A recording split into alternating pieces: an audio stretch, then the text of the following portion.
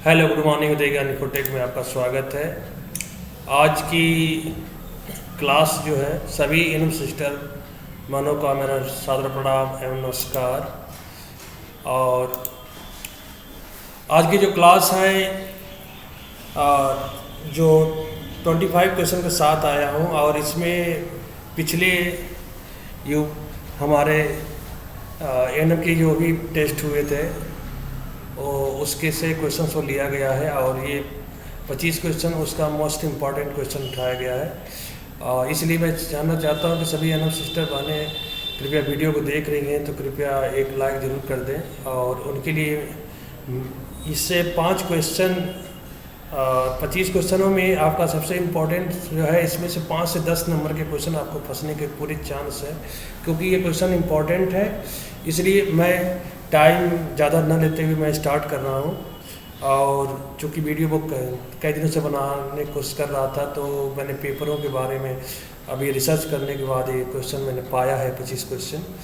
तो इसे क्वेश्चन मैं पेचिश करके आपको बताता चलूँगा कि ये जितने क्वेश्चन आपको बताए जा रहे हैं वो मान के चलिए कि सब के सब पेपरों में आए हुए हैं। तो मैं उस क्वेश्चन को थोड़ा सा रिव्यू करने के बाद ही राइटिंग करने के बाद क्वेश्चन बनाता हूँ। थोड़ा सा टाइम लग रहा है और बीच में कुछ तबीयत ख़राब होने से भी मैं कुछ वीडियो नहीं बना पाया बीच में।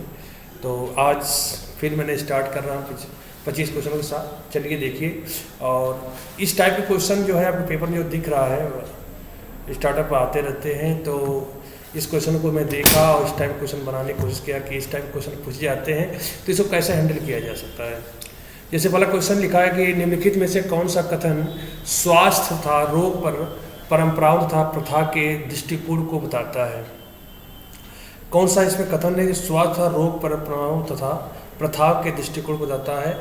तो इसमें पहला जो ऑप्शन है आपका, रोग को दुर्भाग्य माना जाता है तथा कुछ रोग उपचार के लिए चिकित्सकों के पास नहीं जाते हैं। दुर्भाग्य से माना जाता है कि दुर्भाग्य से रोग हो गया है और उसके लिए चिकित्सकों के पास नहीं जाते हैं। और दूसरी चीज़ है कि कुष्ठ तथा टीबी को व्यक्ति के पिछले पापों का कारण माना जाता है। तो ये कथन में आपका केवल सेकेंड कथन सही है, या ना ही फर्स्ट ना ही सेकेंड सही है, या केवल फर्स्ट सही है, या केवल आपका फर्स्ट सेकेंड दोनों सही है। तो कुछ रोग दुर्भाग्यपूर्ण माना जाता है और उस रोग के लिए सही बात है कि चिकित्सकों के पास लोग नहीं जाते हैं। और कुष्ठ रोग तथा टीबी को ये भी बताया जाता है कि अगर प्रथाओं को और परंपराओं को आपस में ध्यान देकर बात करेंगे लोगों को, तो इसको पिछले पापों का कारण भी माना जाता है। तो इसमें जो आपका राइट आंसर जो है देखा जाए तो आपका इसका जो राइट आंसर है आपका डी सही है। डी करेक्ट आंसर इसका है। जैसे आप कुछ लोग गांव में मानते हैं कि कुष्ठ रोग और टीबी रोग जो होते हैं बेसिकली वो आपके जो पुराने पाप होते हैं उनके कारण ये माना जाता है, यानी ये प्रथा होती है उनको चली मानी जाती है, तो उसके बिहेव पर इसको जजमेंट करते हैं लोग। तो ज़्यादातर इसका जो माना जाता है कि ये उन्हीं पापों का कारण है जिससे आपको टीबी या कुष्ठ रोग हुए हैं, तो पापों को माना जाता है। तो इसलिए इसका कथन जो आपका दिया हुआ है वो आपका कथन जो है फर्स्ट भी सही है और सेकेंड भी सही है। तो दोनों हमारे इसलिए ऑप्शन के हिसाब से क्या है, दोनों सही है। तो इसका जो राइट आंसर होगा आपका डी करेक्ट आंसर। डी क्या होगा, करेक्ट आंसर होगा इसका। नेक्स्ट क्वेश्चन है कि निम्नलिखित में से कौन सा कथन परिवार के वातावरणीय तथा जीविका स्थिति को पहचान कराता है जो उनके स्वास्थ्य को प्रभावित कर सकते हैं। जैसे पहला है आपका लिखा है कि ग्राम नेता और महिला संगठन के साथ बैठक नहीं की जाती है। दूसरा, परिवार के प्रत्येक 5 वर्ष से कम आयु के बच्चे, गर्भवती तथा स्तनपान कराने वाली महिलाओं को प्रतिरक्षीकरण की स्थिति तथा पोषण संबंधी स्थिति का आकलन करना होता है। तो इसका जो राइट आंसर है कि कथन में आपका ना तो फर्स्ट सही है ना तो सेकंड सही है। दूसरा है कि केवल सेकंड सही है। तीसरा है कि फर्स्ट था सेकंड दोनों सही है। और चौथा है डी वाला कि केवल फर्स्ट सही है। तो देखिए, ग्राम नेता और महिला संगठन के साथ बैठक नहीं की जाती, ये तो गलत लिखा है, बैठक की जाती है। तो पहला कथन तो गलत है आपका। लेकिन परिवार के प्रत्येक 5 वर्ष से कम आयु के बच्चे, गर्भवती, स्तनपान कराने वाली माता के प्रतिरक्षीकरण की स्थिति तथा पोषण संबंधी स्थिति का आकलन करना होता है। ये तो बात आपका सही के सही है, इसलिए इसका जो ऑप्शन है आपका केवल बी करेक्ट आंसर है। देखिए, इस टाइप के क्वेश्चन जो होते हैं पूछे जाते हैं, इसलिए पूछे जाते हैं क्योंकि आप जब टीकाकरण करते हैं तो उसमें ये भी ध्यान देते हैं कि टीकाकरण करते समय कौन कौन सी बातें आपको ध्यान देनी चाहिए, कि ये बातें होना चाहिए कि नहीं होनी चाहिए।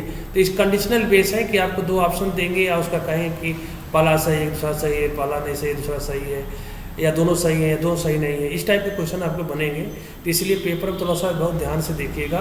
और ये क्वेश्चन बहुत इंपॉर्टेंट है क्योंकि मैंने पेपरों से छाड़कर क्वेश्चन बनाया है। तो 25 क्वेश्चन है, लेकिन आपको हो सकता हो कि 25 का 25 नंबर देगा जाए, या ये हो सकता है कि कम से कम 10 नंबर का तो ये बनेगा। इसलिए इस क्वेश्चन को, इस टाइप के क्वेश्चन जब भी आए तो थोड़ा सा बारीकी ध्यान दीजिए और वीडियो को प्रॉपर पूरा देखिए, जिससे इसका आपको लाभ जरूर मिलेगा। नेक्स्ट क्वेश्चन इसका देखा जाए, कह रहा है कि 3 महीने के बच्चों को प्रतिदिन कितना अंडा या दूध आवश्यकता होती है। अंडा दूध की कितनी आवश्यकता है? तो इसका जो आंसर है आपका 2 से 4 ग्राम प्रति केजी, या 25 ग्राम प्रति केजी, या 37 ग्राम प्रति केजी, या 16 ग्राम प्रति केजी। तो 2 से 4 ग्राम प्रति केजी आपका अंडा या दूध की अवस्था होती है। तो इसका जो राइट आंसर है आपको देखा जाए तो ए इज करेक्ट आंसर है आपका। नेक्स्ट, भोजन था, जल था, अन्य वाही पदार्थ विभिन्न वस्तुओं की बाहरी सतह पर और गाढ़ों की उपस्थिति को दर्शाता है। छिड़ता, रोग, व्याधा या संदूषण। तो क्या दर्शाता है? तो ध्यान दीजिएगा, न तिछड़ा समझता है, न रोग, न व्याधि, इसको संदूषण को दर्शाता है। किसको दर्शाता है? संदूषण को। तो इसका डी इज राइट आंसर है आपका। नेक्स्ट आपका, निम्नलिखित में कौन सा विद्यालय स्वास्थ्य सेवाओं का उद्देश्य नहीं है? से कौन सा विद्यालय जो है स्वास्थ्य सेवाओं का उद्देश्य नहीं है?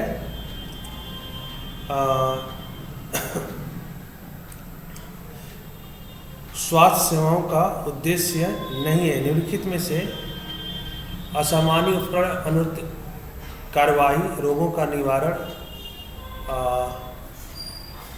असामान्य निदान उपचार था, अनुवर्ती कार्यवाही, रोगों का निवारण, स्वस्थ वातावरण की उपलब्धता, सकारात्मक स्वास्थ्य को बढ़ावा देना, रोगों का निवारण। रोगों का निवारण का ये उद्देश्य नहीं होता है इसका कि रोगों का निवारण करे। तो इसका राइट आंसर क्या है?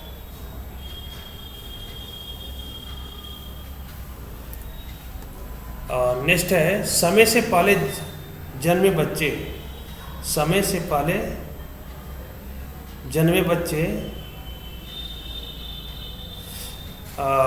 के साथ डिस्चार्ज होने पर माँ को निम्नलिखित में से कौन सी सलाह दी जाती है? अगर समय से पहले अगर बच्चे के साथ डिस्चार्ज होने पर माँ को कौन सलाह देती है? पहला लिखा है कि यदि फार्मूला दूध का उपयोग किया जा रहा तो दूध पिलाने के निर्देश, या गर्मी के नुकसान को रोकने के लिए कपड़े पहनाना। तो केवल फर्स्ट सही है, ना ही फर्स्ट सही है ना सेकेंड सही है, फर्स्ट और सेकेंड दोनों सही है, या केवल फर्स्ट सही है। तो इसका जो राइट आंसर है वो होना चाहिए आपका दोनों, यानी सी ऑप्शन राइट है। फर्स्ट और सेकेंड दोनों सही है। ये आपको विद्यार्थी देने पर ये दोनों का निवारण के बारे में बताया जाता है। तो दोनों कारण जो आपके सही है। नेक्स्ट, भारत का स्वास्थ्य तथा परिवार कल्याण मंत्रालय सभी उप केंद्रों को कितने प्रतिशत केंद्रीय सहायता प्रदान करता है? 70%, 50%, 30% या 100%? तो भारत का स्वास्थ्य और परिवार कल्याण मंत्रालय सभी उपकेंद्रों को 100% केंद्रीय सहायता प्रदान करता है। कितने परसेंट? 100%। तो आपका राइट आंसर क्या है? डी करेक्ट आंसर है। नेक्स्ट डॉट डॉट एक चित्तकारी डिसेबलिंग रोग है जो मनुष्यों को मुख्य रूप से त्वचा, मांसपेशियां, नेत्र, अस्थियां आदि को प्रभावित करने में परिसर तंत्रिकाओं को प्रभावित करता है। और डेंगू होता है कि खसरा होता है कि टेटनस होता है कि कुष्ठ रोग होता है। तो ध्यान दीजिएगा, एक चित्तकारी डिसेबलिंग रोग है जो मनुष्य को मुख्य रूप से त्वचा, मांसपेशियां, नेत्र, अस्थियां आदि को प्रभावित करता है, तो वो होता है कुष्ठ रोग। क्या होता है? कुष्ठ रोग। तो डी इसका राइट आंसर है आपका। नेक्स्ट, ऑस्मोटिक दबाव के मामले में नसबंदी की क्रिया का तरीका क्या है? प्लाज्मोलिसिस होता है या ऑक्सीकरण होता है या डीएनए को नुकसान होता है या प्रोटीन विकृतीकरण होता है? तो ऑस्मोटिक दबाव के मामले में नसबंदी की क्रिया का जो तरीका क्या होता है, उसका जो राइट आंसर है वो होता है आपका प्लाज्मोलिसिस होता है, यानी कि राइट आपका क्या होगा? फर्स्ट इज करेक्ट आंसर इसका है। नेक्स्ट, एंडोस्पर्म सहित सभी प्रकार के सूक्ष्मजीवी जीवन के विनाश या निष्कासन को क्या कहा जाता है? एंडोस्पर्म सहित सभी प्रकार के सूक्ष्मजीवी जीवन के विनाश या निष्कासन को क्या कहा जाता है? कीटाणु शोधक, संक्रमण, स्वच्छता या स्टेरिलाइजेशन कहते हैं। तो इसका जो राइट आंसर है, एंडोस्पर्म सहित सभी प्रकार के सूक्ष्मजीवी जीवन के विनाश या निष्कासन को हम स्टेरिलाइजेशन कहते हैं। क्या कहते हैं? स्टेरिलाइजेशन कहते हैं, यानी डी इसका राइट आंसर है आपका। नेक्स्ट, बुजुर्गों को प्रभावित करने वाली सामान्य मानसिक स्वास्थ्य समस्या क्या है? बुजुर्गों को प्रभावित करने वाली सामान्य मानसिक स्वास्थ्य समस्या क्या होता है? सिजोफ्रेनिया, पैरानोया या चिंता, इरोसिस या डिमेंशिया? तो इसका जो राइट आंसर है उसको कहते हैं डिमेंशिया कहते हैं, यानी डी इसका राइट आंसर है, डिमेंशिया। नेक्स्ट, 5 वर्ष से ऊपर के बच्चों 5 वर्ष के ऊपर के बच्चों का प्रतिरक्षणीकरण चिकित्सा अभिलेख के निम्नलिखित में से किस रजिस्टर में शामिल होता है?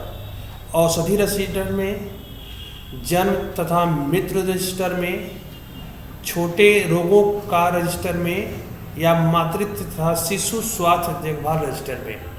तो 5 वर्ष से ऊपर के बच्चों का प्रतिरक्षणिक चिकित्सा अभिलेख में निम्नलिखित में किस रजिस्टर में शामिल होता है? तो उसका जो राइट आंसर है मातृत्व तथा शिशु स्वास्थ्य देखभाल रजिस्टर के अंदर इसको आप क्या कर सकते हैं?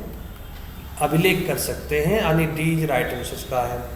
नेक्स्ट क्वेश्चन, डॉट डॉट किसी भी क्षमताओं या संभावनाओं को विकसित करने की प्रक्रिया है?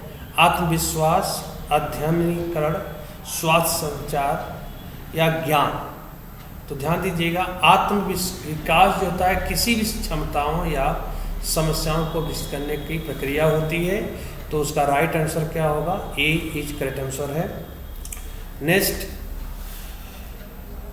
करा है कि योनि दर्शन तथा योनि सूक्ष्मदर्शी नामक उपकरण का उपयोग करके गर्भाशयग्रीवा तथा योनि का परीक्षण अल्ट्रासाउंड जांच होती है, या चुंबकीय अनुनाद प्रतिबिंबन होता है, या परिकलित टोमोग्राफी होती है, या कालस्पोस्कोपी होती है? तो इसका जो राइट आंसर है वो है कालस्पोस्कोपी, यानी कि डी का करेक्ट आंसर है आपका। नेक्स्ट, पूरक प्रणाली सीरम में मौजूद प्रोटीन की एक प्रणाली होती है। तो पूरक प्रणाली में सीरम की मौजूद प्रोटीन की डॉट डॉट प्रोटीन की एक प्रणाली होती है, 30 प्रोटीन की एक प्रणाली होती है, 30 प्रोटीन। तो 20, 40, 50, 30 में 13 की एक प्रोटीन प्रणाली होती है, यानी डी इसका राइट आंसर है। नेक्स्ट क्वेश्चन इसका, निम्नलिखित में कौन सा स्वास्थ्य शिक्षा में संचार बाधा का प्रभाव नहीं है? निम्नलिखित में से कौन सा स्वास्थ्य शिक्षा में संचार बाधा का प्रभाव नहीं है? तो पहला है संचरणीय रोगों की घटनाओं को वृद्धि हो सकती है। ज्ञान के अभाव में कुछ जानपदिक यानी कि रोग संबंधी रोगों के बारे में अंधविश्वास तथा अफवाहें फैल सकती है। या अज्ञानता नई स्वास्थ्य समस्याओं को बढ़ावा नहीं देती है। स्वास्थ्य शिक्षा की कमी से समुदाय की स्वास्थ्य समस्याएं तथा आवश्यकताओं में वृद्धि होगी। तो इसका जो राइट आंसर है वो होगा कि अगर स्वास्थ्य शिक्षा में संचार बाधा का प्रभाव नहीं होता है, अज्ञानता नई स्वास्थ्य समस्याओं को बढ़ावा नहीं देती है। तो सी इसका क्या है? राइट आंसर है। काल्डवेल मोलाय वर्गण के अनुसार श्रोणी कितने प्रकार की होती है? श्रोणी कितने प्रकार की होती है?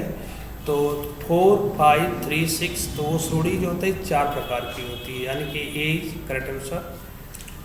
नेक्स्ट, जब सांस लेने में कठिनाई होती है तो सांस लेने की स्थिति में परिभाषित करने के लिए किस शब्द का उपयोग किया जाता है? एम्ब्रिया, डिस्निया, टकिपनिया या ब्रैंडीपनिया। तो इसका जो राइट आंसर है डिस्पनिया, यानी कि आपका सी बीज राइट आंसर है। डिस्पनिया बोलते हैं, तो बीज राइट आंसर है इसका। जब औषधि तरल रूप से में होती है तो जिससे बूंद करके शरीर की गुहाओं जैसे नेत्र, कण आदि में डाला जाता है, तो औषधि प्रशासन के इस मार्ग में को क्या कहा जाता है? निवेशन या प्रतिष्ठापन, अभिश्रसन या आरोपण।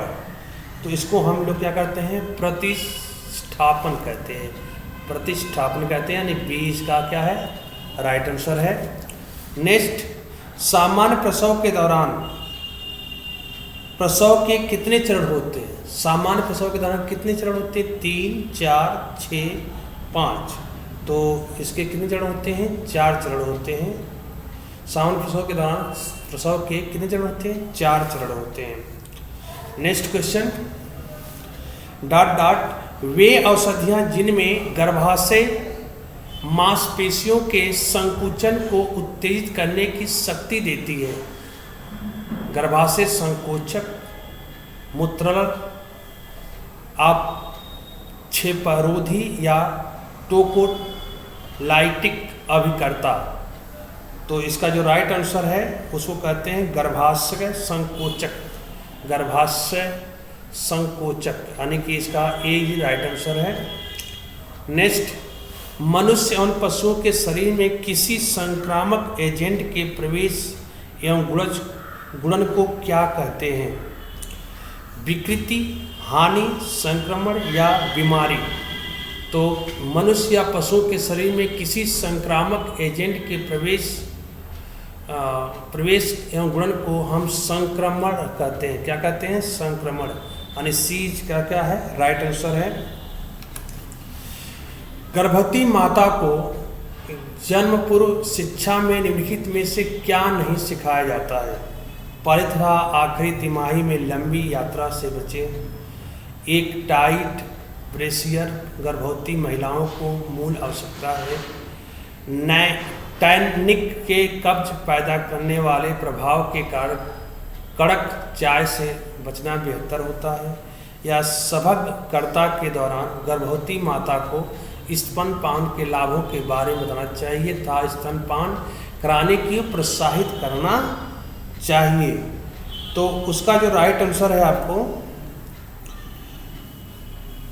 गर्भवती नवजात शिशु के गर्भवती माता को जन्म शिक्षा के निमित्त क्या नहीं सिखाया जाता है? तो वही ध्यान दीजिएगा। एक टाइट ब्रेसियर गर्भवती की महिलाओं की मूल आवश्यकता होती है। ये चीज़ें नहीं सिखाया जाता है, अर्थात बी इसका क्या है? राइट आंसर है। नेक्स्ट, छोटी पेशी नलिका होती हैं जो शुक्राणु और वीर्य द्रव को मूत्र मार्ग तक ले जाती हैं। शुक्राणु रज्जु, प्रोटेस्ट ग्रंथि, स्खलन नलिकाएं या वृषण, तो इसको कहते हैं आपका स्खलन नलिकाएं। छोटी पेशियां नलिकाएं होती हैं जो शुक्राणु और वीर्य द्रव को मूत्र मार्ग तक ले जाती हैं। तो इसका सीज क्या है आपका? राइट है। नेक्स्ट, इनोमीटेन हड्डी कितने भागों में बनी होती है? तो हड्डी जो होती है आपकी 5, 3, 6, 4, तो बेसिकली ये 3 भागों से बनी होती है इनोमीनेट हड्डी। तो इस तरह से आपके टोटल 25 क्वेश्चन कंप्लीट होते हैं। और मेरा इनर सिस्टर से बस इतना ही अनुरोध है कि आप अपना वीडियो को प्रॉपर देखिए और जो इससे लाभ चाहते हैं उनको शेयर करिए और उनको भी इस बात को बताइए। और ये इम्पोर्टेंट 25 क्वेश्चन है जो पिछले एग्ज़ामों में एएनएम के पूछा जा चुका है। Thank you, bye, good nights.